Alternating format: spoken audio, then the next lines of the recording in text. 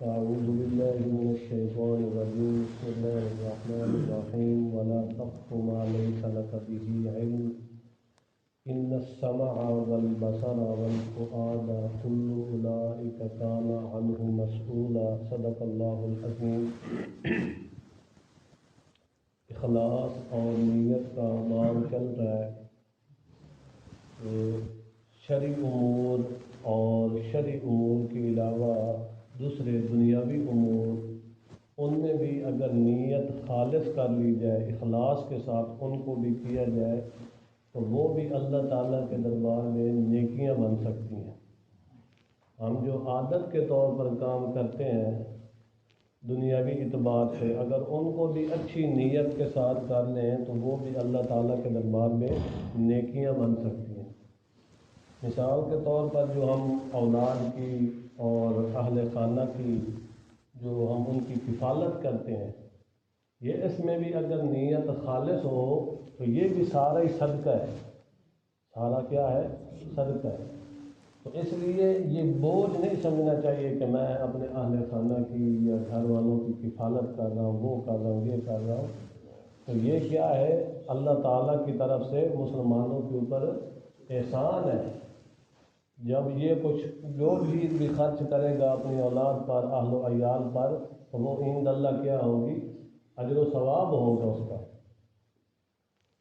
حضرت عبداللہ ابن عباس رضی اللہ تعالی عنہ نبی پاک صلی اللہ علیہ وسلم کے چچا زاد بھائی حضرت عبداللہ، وہ روایت کرتے ہیں اور حدیث قدسی ہے۔ نبی پاک صلی اللہ تعالی علیہ وسلم اللہ تعالیٰ سے ڈائریکٹ روایت کرتے ہیں۔ حدیث قدسی اور دوسری حدیث میں فرق یہ ہے، حدیث قدسی وہ ہوتی ہے جس کا مفہوم جو ہے وہ اللہ تعالیٰ کی طرف سے ہوتا ہے، الفاظ آپ صلی اللہ علیہ وسلم کی طرف سے ہوتے ہیں، اور دوسری حدیث وہ ہوتی ہے جس کے الفاظ بھی آپ صلی اللہ علیہ وسلم کی طرف سے ہوتے ہیں، مفہوم بھی آپ صلی اللہ علیہ وسلم کی طرف سے۔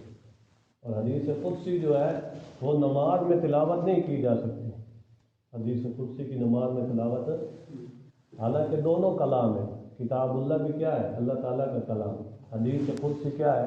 وہ بھی اللہ کا کلام ہے، مگر وہ نماز میں تلاوت نہیں ہو سکتی۔ آپ صلی اللہ تعالیٰ علیہ وسلم نے اللہ رب العزت سے یہ روایت کی ہے حدیث قدسی، یعنی وہ روایت جس کو ڈائریکٹ نبی پاک صلی اللہ علیہ وسلم اللہ تعالیٰ سے روایت کریں۔ آپ صلی اللہ علیہ وسلم نے فرمایا کہ اللہ تعالیٰ نے تمام نیک اعمال بھی لکھ دیے، تمام برے اعمال بھی لکھ دیے، اور انبیاء اور رسول کے ذریعے اور آسمانی کتابوں کے ذریعے ان نیک اور برے اعمالوں کی وضاحت بھی کر دی۔ جتنے بھی برے اعمال تھے یا نیک اعمال تھے ان کی وضاحت بھی کر دی۔ تو اللہ رب العزت نے فرمایا کہ جب کوئی ایک بندہ ارادہ کرتا ہے نیکی کا، پھر کسی مجبوری کی وجہ سے اس عمل پر وہ عمل نہیں کر سکتا، صرف ارادہ کرتا ہے، عمل نہیں کر سکتا، تو اس نیک ارادے کی وجہ سے بھی اللہ تعالیٰ ایک نیکی لکھ دیتے ہیں۔ پھر جب وہ اس نیک ارادے پر عمل کر لیتا ہے تو اللہ تعالیٰ کم سے کم 10 درجات اور زیادہ سے زیادہ 700 درجات اور اس سے بھی زیادہ بے حساب اللہ تعالیٰ اس کے درجات اور نیکیاں لکھ دیتے ہیں۔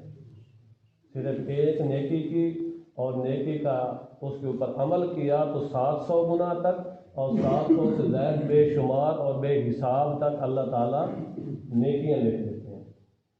اسی طرح جو بندہ برائی کا ارادہ کرتا ہے، برائی کا ارادہ کرتا ہے، پھر وہ برائی کرتا نہیں، برائی کا صرف ارادہ اور نیت کرتا ہے، برائی کرتا نہیں، رک جاتا ہے اللہ تعالیٰ کے خوف کی وجہ سے، تو پھر بھی اللہ تعالیٰ نیکی لکھ دیتے ہیں۔ صرف برائی کے ارادے سے باز آ گیا، روک گیا، اس کے اوپر بھی کیا ہے؟ نیکی۔ اور ارادہ بھی کر لیا برائی کا، پھر برائی کے اوپر عمل بھی کر دیا، برائی کا ارادہ بھی کیا اور برائی پر عمل بھی کیا، تو اس پر صرف ایک برائی لکھی جائے گی، زیادہ نہیں، 700 گنا نہیں، بے حساب نہیں، بلکہ کیا ہے؟ یہ اللہ تعالیٰ کی شان کریمی ہے. ادھر نیکی پر 700 گنا اور 700 گنا سے زیادہ بے شمار لا تعداد ادھر ثواب لکھا جا رہا ہے، مگر ادھر کیا ہے، صرف برائی پر ایک ہی برائی لکھی جائے گی. تو دیکھو مذہب اسلام میں اللہ تعالیٰ نے بڑی آسانیاں رکھی ہیں.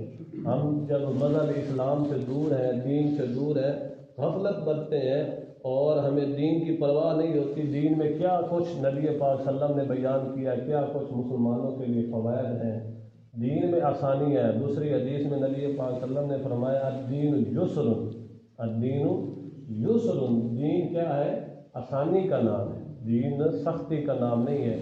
باقی شرائع من قبلہ آپ صلی اللہ علیہ وسلم کی شریعت سے جو پہلے شریعتیں تھیں ان میں افراط و تفریط تھا. افراط و تفریط کا مطلب یہ ہے کہ کسی میں زیادتی، کسی میں کمی. دیکھو کہ یہودیوں کی جو شریعت تھی اس میں توبہ کا طریقہ یہ ہوتا تھا کہ اپنے آپ کو قتل کرو، اپنے آپ کو قتل کرو. مگر شریعت محمدیہ میں کیا ہے کہ بس توبہ کرو، استغفار کرو، اللہ تعالیٰ سے اپنے گناہوں کی معافی مانگو. تو یہ کیا ہے، توبہ ہے. ادھر کیا تھا، اپنے آپ کو قتل کرو پھر توبہ قبول ہوگی. تو شریعت محمدیہ جو ہے یہ معتدل شریعت ہے. معتدل کا مطلب یہ ہے کہ درمیانی شریعت ہے، نہ اس میں تنگی ہے نہ نرمی ہے، بلکہ کیا ہے، درمیانی ہے.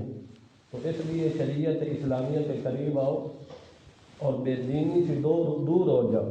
بے دینی سے خود بھی دور رہو، اپنے آل و اولاد کو بھی دور رکھو. اللہ تعالیٰ عمل کرنے کی توفیق عطا فرمائے. وآخر دعوانا